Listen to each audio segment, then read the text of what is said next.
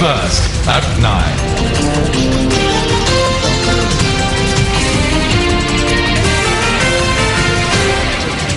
Good evening and welcome to Primetime News at 9, live from the News First Centre in Colombo. I'm Madhushka Balasuriya. And I'm Shanali De Silva.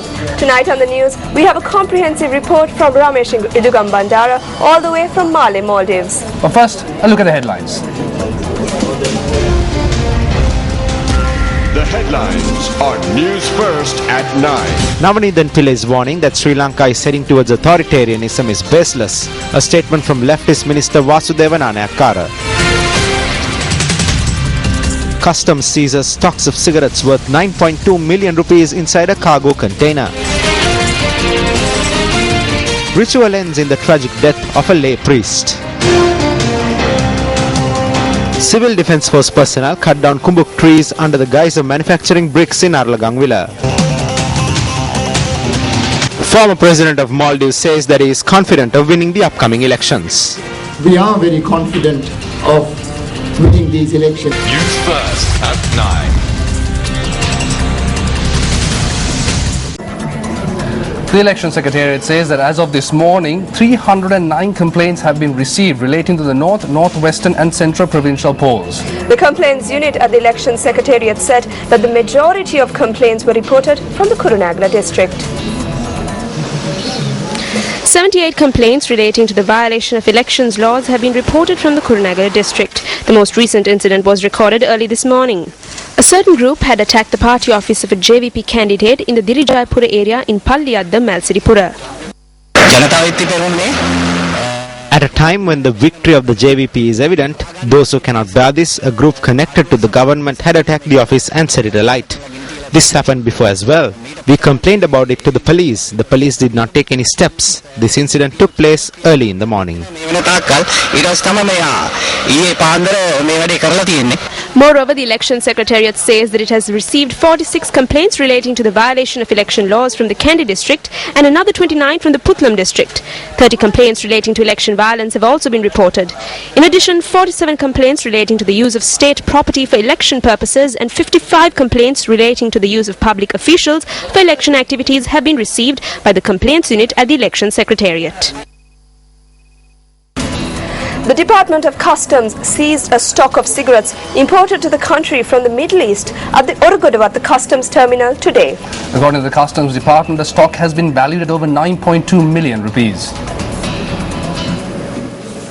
Superintendent of Customs Parakrama Basnayaka said that the stock of cigarettes was concealed inside 3 containers. Basnayak added that the delivery addresses indicated on the stock of cigarettes were fake and investigations have been launched into the discovery.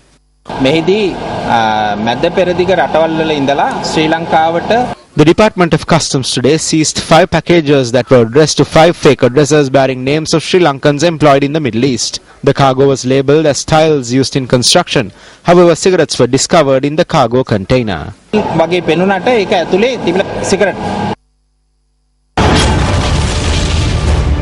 Authorities seized a number of items smuggled into the country on numerous occasions this year.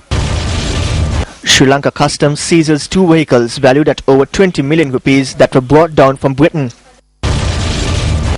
Excise officers seized 2 containers containing ethanol disguised as turpentine brought down from Vietnam in the Totalanga area.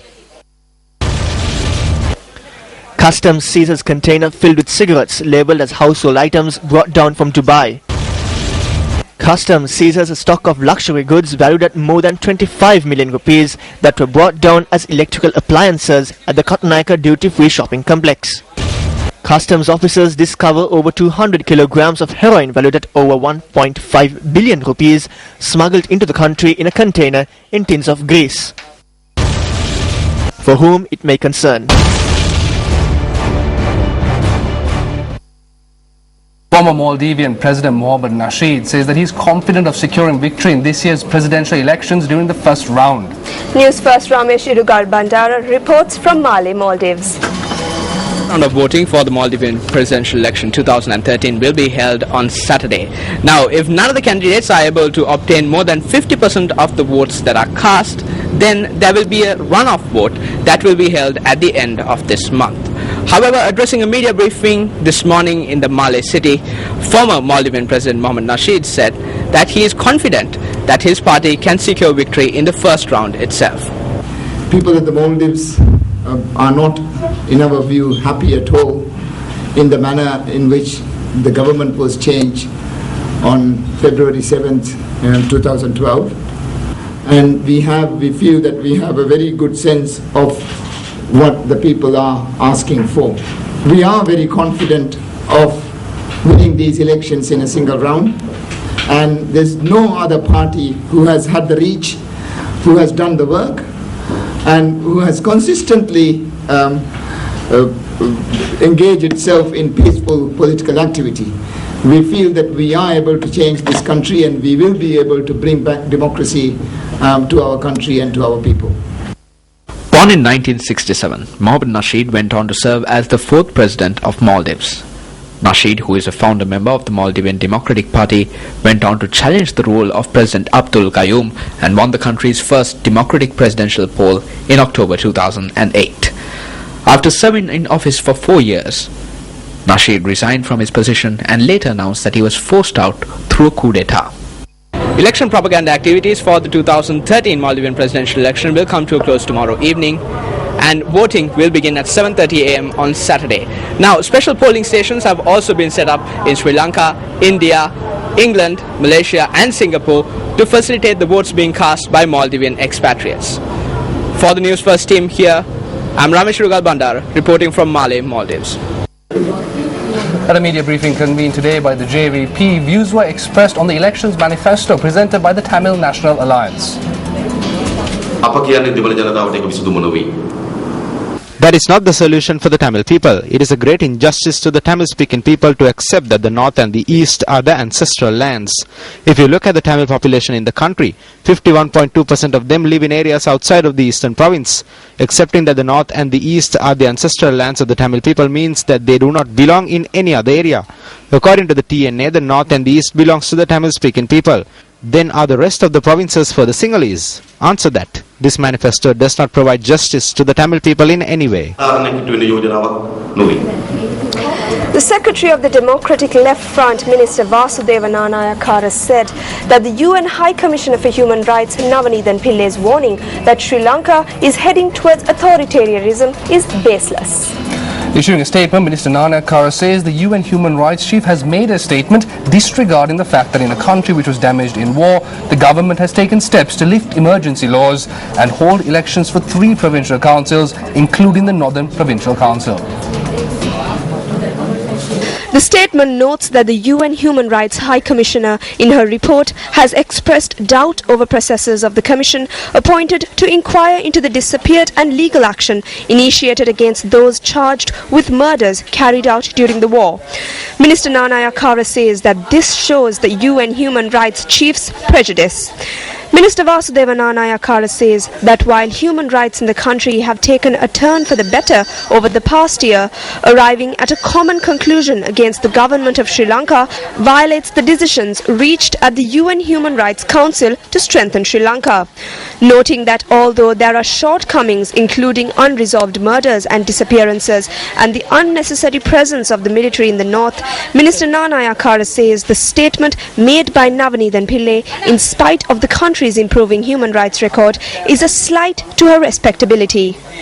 The book Sonduru Sarisara, Saravaka Nadiya Dige, authored by the veteran writer Saman Ataudahetti, was presented to the Malaysian High Commissioner in Sri Lanka at an event held at the BMICH in Colombo yesterday. The book Sonduru Sarisara, Sarawak Nadiya Dige, a compilation of the writer's travel experiences in Malaysia, is the third in a series of travel books by Saman Ataudahetti. We had our Sri Lankan history and we were taught the history of Bharata and the history of Europe separately.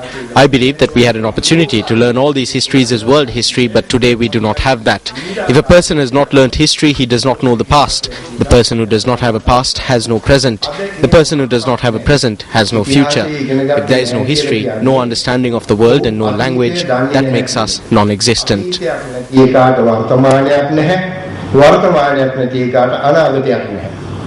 මේ අපේ ස්වාභාවික සම්පත් වලට We have no love for our natural resources, we do not protect it. If a settlement is established, it is always established where there are mighty trees. If a Dayatakirula exhibition is held, it is always held where there are mighty trees. Once the Dayatakirula is over, the trees have also been destroyed. A desert has been created. How many deserts have we created? There are no positive results from this. The end result of such an unplanned journey is that the gifts given to us by nature will be destroyed. The next step will be the casino culture. Casinos will come and drugs will come. The prohibition on the import of ethyl alcohol has been removed. That is the culture we are moving towards. liver එක නරක් වෙනවා. දැන් එන්නේ අන්න ඒ සංස්කෘතිය අපේ එන්නේ. මම කිව්වේ අපේ මහා වංශය ගත්තාම එහි සමහර දේවල් කියවත්. When reading some sections of the Mahavamsa, I am both saddened and ashamed of our country. I felt saddened and ashamed that even though our kings were able to go to India to bring women, they were unable to go to India to bring these great teachings here. We waited until Mihindu Thera brought these teachings to us. Therefore, I think that when we write about ourselves, we need to think about whether what we are writing is correct or incorrect. ඒක නිසා අපිට හිතන්න වෙනවා අපි ගැනම ලියනකොට අපි කියන දේවල් හරි දේවල්ද නිවැරදි දේවල්ද කියලා. Let's now take a look at the newspaper cartoon of the day.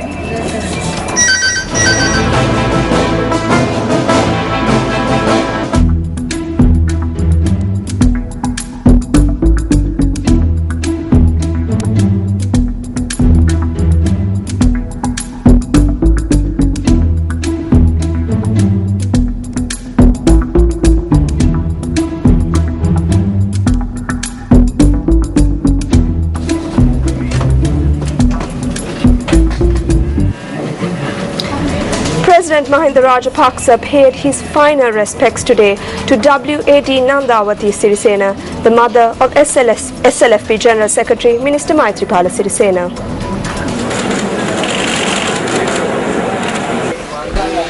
The President paid his final respects to the late Nandawati Sirisena at the family's residence in Navanagara, Polonnaruwa. A large group including MPs and ministers gathered at the residence today as well to pay their final respects.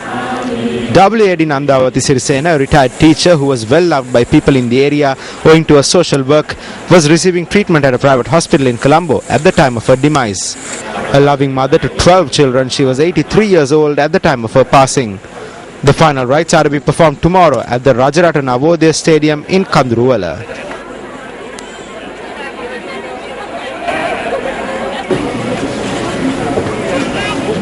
An individual has died while taking part in a ritual at a house in Pannipitiya, Maharagama. The individual is a resident of Kirivattudua.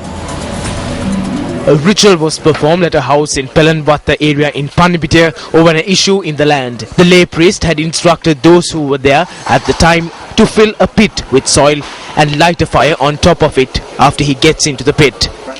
As he did not come out of the pit for several hours, those who were present there took measures to take him out of the pit. His assistants told us he had performed over 80 such rituals. After 2.5 hours, he did not come out of the pit. At around 3 in the morning, I decided that we need to pull him out. We moved the soil and the wood and we found him in the pit with his hand over his face.